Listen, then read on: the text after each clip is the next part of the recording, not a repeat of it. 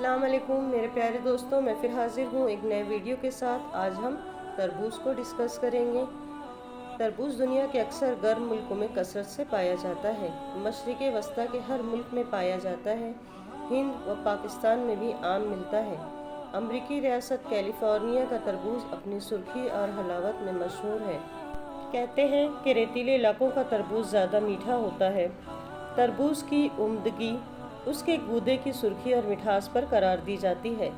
ملاوٹ کے اس دور میں دیکھا گیا ہے کہ پھل فروش سرخ رنگ میں ساکرین ملا کر تربوزوں میں انجیکشن لگا کر ان کو مصنوعی طور پر سرخ اور میٹھا کر لیتے ہیں۔ بنیادی طور پر یہ افریقہ کا پھل ہے جو سیاحوں کی بدولت دنیا بھر میں مقبول ہو گیا۔ آج کل پاکستان میں چین کے درآمدی بیج سے چھوٹے حجم کے ایسے تربوز کثرت سے پیدا ہو رہے ہیں جو لذیذ بھی ہے۔ پھل وزنی ہونے کی وجہ سے اس کا پودا زمین پر رینگنے والا ہے۔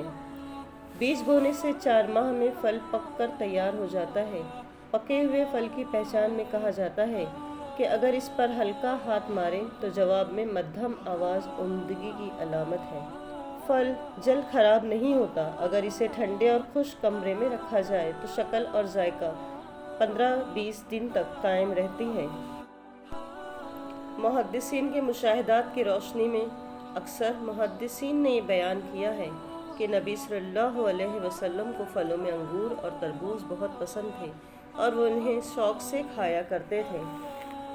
تربوز جلد ہضم ہوتا ہے، گل بلیڈر اور کڈنی سے پتھری کو نکالتا ہے، لیور سے غلاظت کو نکال کر پیٹ کو صاف کرتا ہے۔ بخار کے مریضوں کو اسے سرکہ کی شکنجی کے ساتھ دینا مفید رہتا ہے اور جلد ہضم ہوتا ہے۔ ادرک یا سونٹھ ملا کر دینے سے اور مفید ہو جاتا ہے۔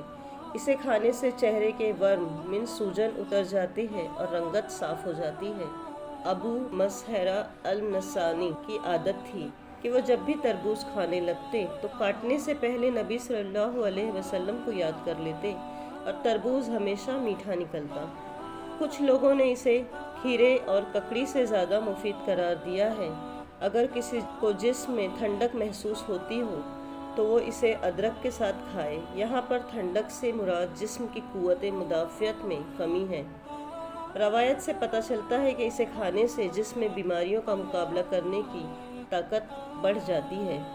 کیمیائی ماہیت کو دیکھا جائے تو تربوز کے پکنے کی اہم علامت یہ ہے کہ بیل کے ساتھ جوڑنے والی شاخ ڈنڈی سے خشک ہو کر سوکھ جاتی ہے۔ اس کے کیمیائی اجزاء میں زیادہ تر پروٹین اور ایک جوہر سیٹرولین بیان کیے جاتے ہیں۔ بعض لوگوں نے اس میں سے ایک تیل بھی نکالا ہے۔ اس تیل کے علاوہ تربوز میں تمام وٹامن معقول مقدار میں پائے جاتے ہیں۔ ایک تندرست شخص کو روزانہ 3 ملی گرام وٹامن بی کی ضرورت ہوتی ہے جبکہ 100 گرام میں یہ وٹامن 30 ملی گرام ہوتی ہے۔ اس طرح وٹامن بی مرکب کے دوسرے تمام اجزاء اور وٹامن سی بھی پائے جاتے ہیں۔ اس میں فولاد کی قابل ہضم شکل ملتی ہے۔ آنتوں کی جلن کو رفع کرنے والے جوہروں کے علاوہ اس میں اسہال کو روکنے والے عناصر بھی ملتے ہیں، لوز موشن کو روکنے والے عناصر بھی ملتے ہیں۔ اس میں پائی جانے والی مٹھاس پکنے سے بڑھتی ہے اور اس کا استعمال ڈائبٹیز کے مریضوں کے لیے نقصان دہ نہیں ہوتا۔ اس کے جوہر بھوک لگاتے ہیں۔ جدید مشاہدات کی روشنی میں بنیادی طور پر تربوز پیشاب آور، پیٹ سے جلن اور سوزش کو رفع کرنے والا غذائیت سے بھرپور ہے۔ اس کے بیج پیٹ سے کیڑے نکالتے ہیں۔ اس کا جوس پیاس کو بجھاتا ہے۔ اس کے جوس میں کھانڈ کوئی شکر اور زیرہ ملا کر گردہ مثانہ اور پیشاب کی نالی کی سوزشوں سوجن میں دینا مفید ہے۔ یہ نسخہ جگر کی سوزش اور یرقان میں بھی مفید ہے۔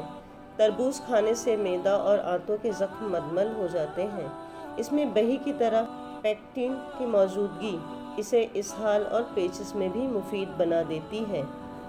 سندھ میں پایا جانے والا جنگلی تربوز کربت کڑوا ہوتا ہے مگر وہ بھوک بڑھاتا ہے اور قبض میں مفید ہے۔ حکیم صفی الدین نے اس مسکن حرارت مدر البول قرار دیا ہے۔ کثرت صفرا اور پیاس کی زیادتی، سوزش معدہ، پیشاب کی نالیوں کی سوزش، خشن حلق، گردہ اور مثانہ کی پتھری اور تپ محرکہ ٹائفائڈ میں مفید بیان کیا ہے۔ اس میں غذائی عناصر کی مقدار اسے جسم کے لیے مقوی مینس طاقتور بلکہ وزن کو بڑھانے والا بنا دیتی ہے۔ اس غرض کے لیے آپ بے تربوز کے علاوہ اس کے تخم کا شیرہ بھی کارآمد ہے۔ تربوز سے ایک مشہور یونانی دوائی لو آب تربوز والا تیار کی جاتی ہے۔ اس کے بیجوں سے ایک روغن بھی حاصل کیا جاتا ہے۔ غرض یہ کہ تربوز ہم سب کا پسندیدہ پھل ہے اور آج ہم نے اس کے فوائد کو ڈسکس کیا۔ امید ہے آپ کی معلومات میں اضافہ ہوا ہوگا۔ اس کے ساتھ ہی سنتوں پر عمل کریے، دعاؤں میں یاد رکھیے۔ السلام علیکم۔